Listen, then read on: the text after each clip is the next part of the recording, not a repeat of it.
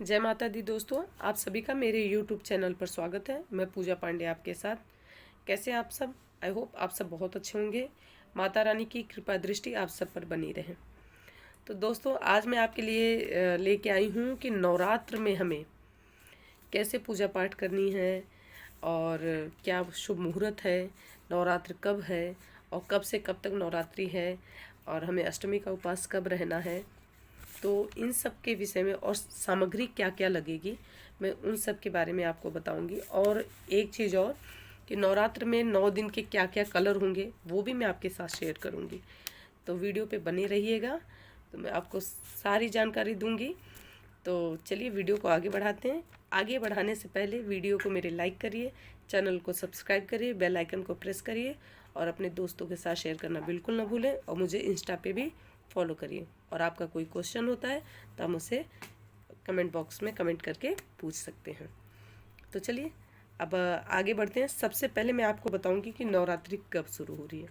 तो नवरात्र इस बार 2 अप्रैल दिन शनिवार से लेकर 11 अप्रैल दिन सोमवार तक रहने वाली है।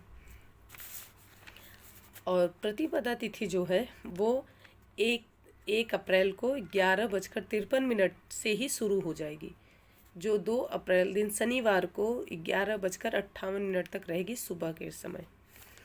शुक्रवार 1 अप्रैल को सुबह 11:53 से लेकर 2 तारीख को सुबह 2 अप्रैल को शनिवार सुबह 11:58 तक रहेगी।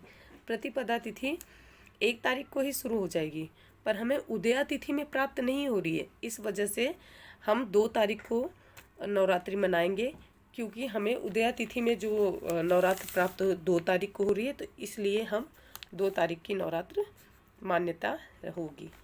तो ये मैंने आपको बता दिया कि नवरात्र कब शुरू हो रहा है।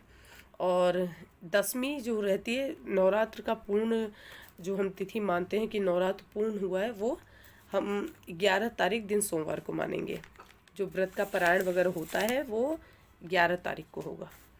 और अष्टमी, जो भी माँ के भक्त अष्टमी का उपवास रहते हैं उनके लिए अष्टमी 9 तारीख को है। 9 अप्रैल को अष्टमी है।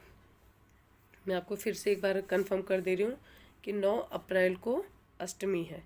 तो उस दिन जो अष्टमी का उपवास रहना चाहे वो अष्टमी का उपवास उस दिन रह सकता है। और नौमी जो रहेगी वो 10 तारीख को रहेगी, दिन रविवार को। और नवरात्र का पारायण हमें 11 तारीख को करना है, दिन सोमवार के दिन। तो ये मैंने आपको बता दिया। अब मैं आपको बताऊंगी कि नवरात्र में हमें कलश का शुभ मुहूर्त क्या है, कलश स्थापना का शुभ मुहूर्त क्या रहेगा। अब मैं आपको वो बता देती हूँ। कलश के शुभ, सबसे बढ़िया तो समय नवरात्रि में हर एक समय सबसे उत्तम और सबसे शुभ होता है। और कलश रखने का जो शुभ मुहूर्त है वो 2 अप्रैल को दिन शनिवार के दिन सुबह 6:10 से लेकर 8:30 तक है। मैं फिर से एक बार बोल दे रही हूँ, सुबह 6:10 से लेकर 8:30 तक है। इस बीच माँ के भक्त कलश की स्थापना कर सकते हैं। और यदि कोई अभिजीत मुहूर्त में ही कलश की स्थापना करता हो तो वो सुबह 11:53 से लेके 11 बजकर क्षमा करिएगा 12 बजे से लेकर 12:30 तक अभिजीत मुहूर्त में कलश की स्थापना कर सकता है। मैं फिर से एक बार बोल दे रही हूँ कि जिसे अभिजीत मुहूर्त में कलश की स्थापना करनी हो वो 12 बजे से लेकर 12:30 तक कलश की स्थापना अभिजीत मुहूर्त में कर सकता है। आप सारी तैयारी करके रखे रहिए और कलश की स्थापना 12 बजे से लेकर 12:30 के बीच में आराम से कर लीजिएगा। तो ये मैंने आपको बता दिया है कि कलश स्थापना के शुभ मुहूर्त। अब मैं आपको बताऊंगी कि दिन शनिवार पड़ रहा है नवरात्रि का, तो माँ का आने का वाहन क्या है इस बार। तो शनिवार के दिन, जैसा कि मैंने आपको पिछली बार नवरात्रि में बता दिया था कि किस दिन माँ किस सवारी से आती हैं, ये मैंने आपको अपने पिछले वीडियो में बताया है। तो शनिवार का दिन है, तो शनिवार के दिन माँ घोड़े पे सवार होकर आती हैं तो इस बार माँ धरती पर घोड़े की सवारी से आ रही हैं। तो ये एक जानकारी मैंने और आपको दे दी। और अब हम बात करेंगे सामग्री की, कि हमें नवरात्र में क्या क्या सामान चाहिए होगा। तो मैं आपको प्रथम दिवस से लेकर हवन करने तक की सारी सामग्री मैं आपको बता दूंगी। और अभी मैं सामान ले के नहीं आई हूँ, क्योंकि अभी नवरात्र में कुछ समय बाकी है, और सामान लाने के बाद भी मैं आपके साथ वो वीडियो ज़रूर शेयर करूँगी। तो अभी मैं आपको सामग्री बता देती हूँ, उसे आप नोट कर लीजिएगा। तो चलिए पहले सामान को नोट करिए। तो सबसे पहले लाल वस्त्र लेना है, और बिछाने का जो वस्त्र बिछाया जाता है 1.25 मीटर का वो कपड़ा मिलता है। आप उसमें 2 लाल ले लीजिए, 1 सफ़ेद ले लीजिए जिस पे आप नवग्रह की स्थापना करेंगे, एक जिस पे आप माता की प्रतिमा बनाते हैं, कलश में बना कर रखते हैं, वो चाहिए। और एक हमें सफ़ेद कपड़ा नवग्रह के लिए चाहिए, और एक पीला कपड़ा चाहिए जिस पे हम सभी देवी देवताओं का आवाहन करते हैं, जिस पर नारायण का, महादेव का, हनुमान जी का, सबका आवाहन किया जाता है, गणेश जी का आवाहन किया जाता है। मैं आपको चावल से कैसे कलर करके बनाएंगे वीडियो, वो भी आपके साथ शेयर करूँगी, आपको ज़रूर दिखाऊंगी कि कैसे कैसे हम तैयारी करते हैं। तो मैं वीडियो वैसे एक साथ बहुत लंबी हो जाएगी, तो नवरात्रि का मैंने इस बार सोचा है कि मैं वीडियो आपको पार्ट वाइज बना कर आपके साथ शेयर करूं।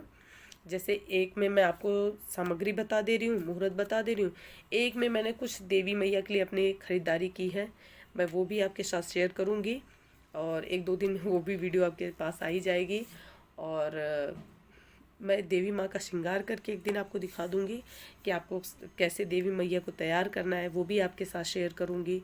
और नवरात्र में मैं कैसे अष्टदल कमल बनाती हूँ, कैसे नवग्रह बनाती हूँ, सर्वभद्र मंडल कैसे बनाती हूँ, ये सब आपके साथ मैं वीडियो में शेयर करूँगी। तो आप ज़रूर देखिएगा। मेरे चैनल को आप सब्सक्राइब करेंगे तो आपको वीडियो आप तक आसानी से पहुँच जाएगी। तो चलिए मैं अभी आपको सामान बता रही थी कि सामग्री लिस्ट क्या क्या होगी, तो पहले आप वो नोट कर लीजिए। लाल वस्त्र, सफ़ेद वस्त्र, पीला वस्त्र, ये आप जितनी चौकी लगा रहे हैं आप उस हिसाब से ले सकते हैं। माता के नीचे बिछाने के लिए हमें लाल कलर का ही वस्त्र चाहिए होता है, और पीला जिसमें हम सब देवी देवताओं के आवाहन करेंगे। नवग्रह का आवाहन हमेशा सफ़ेद वस्त्र पर होता है, तो आप 2 पीला 2 लाल कलर ले सकते हैं, 1 सफ़ेद ले लीजिएगा। 2 गोला लेना पड़ेगा आपको, गरी गोला जो होता है, एक जिससे हम तांबे के लोटे पे रख कर देवी की प्रतिमा बनाते हैं वो, और एक हमें हवन पे चाहिए होगा। जब हम हवन करते हैं अंतिम दिन, अष्टमी या नवमी को जब हवन करते हैं तो हमें तब चाहिए होगा वो गरी गोला। अगर आप गरी गोला नहीं डालना चाहें तो सूखा नारियल भी मिलता है, आप उसे भी इस्तेमाल कर सकते हैं।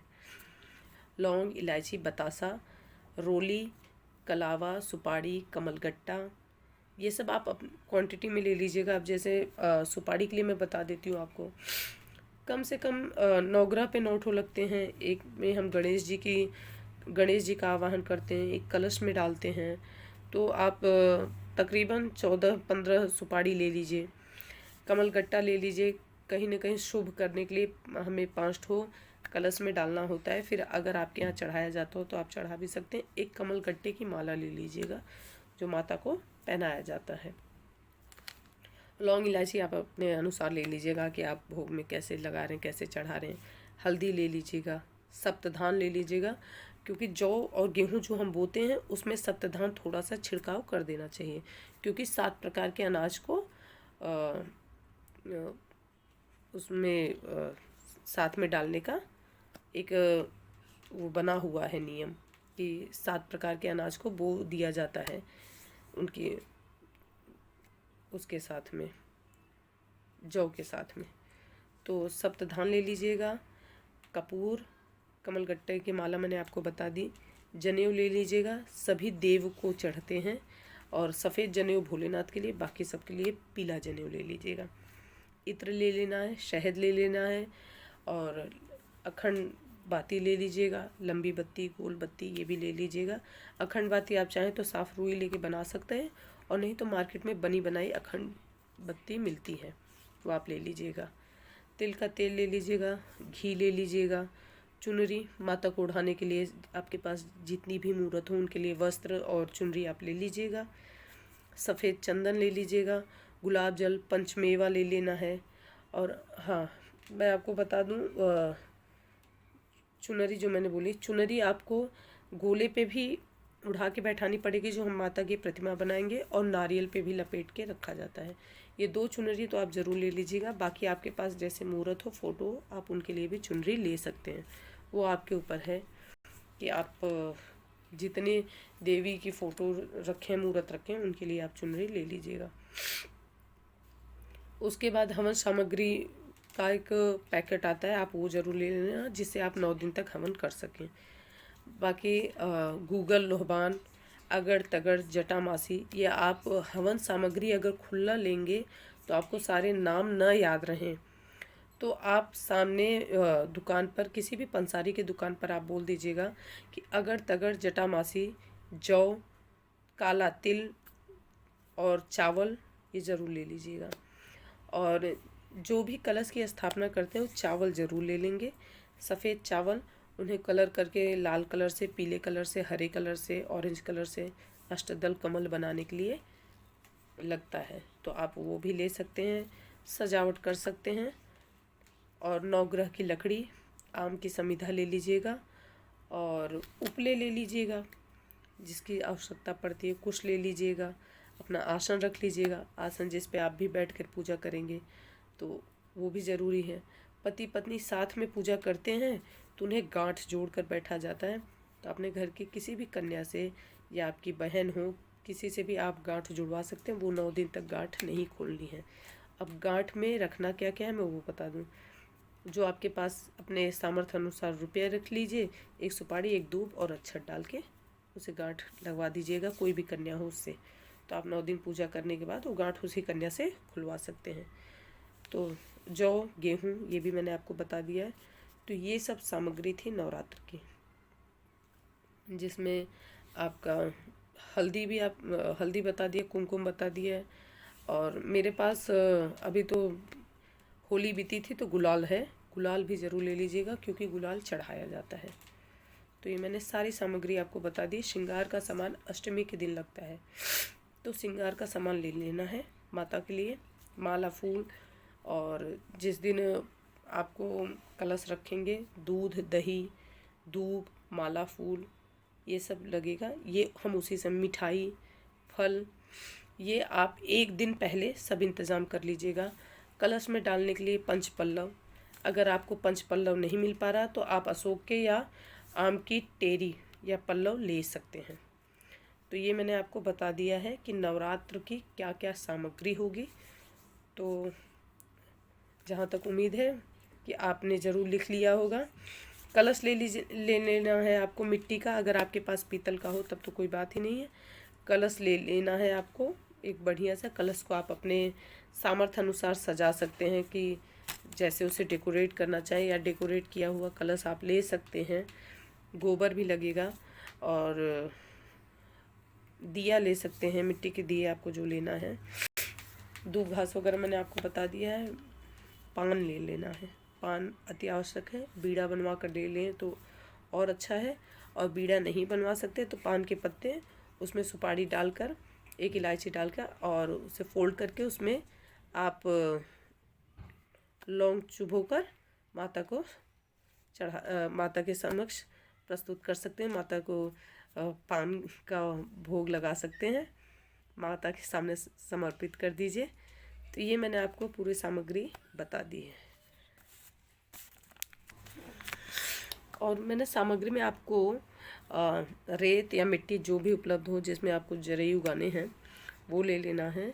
दूध, दही बता ही दिया है आपको। गंगा जल सबके घर में उपलब्ध होता है।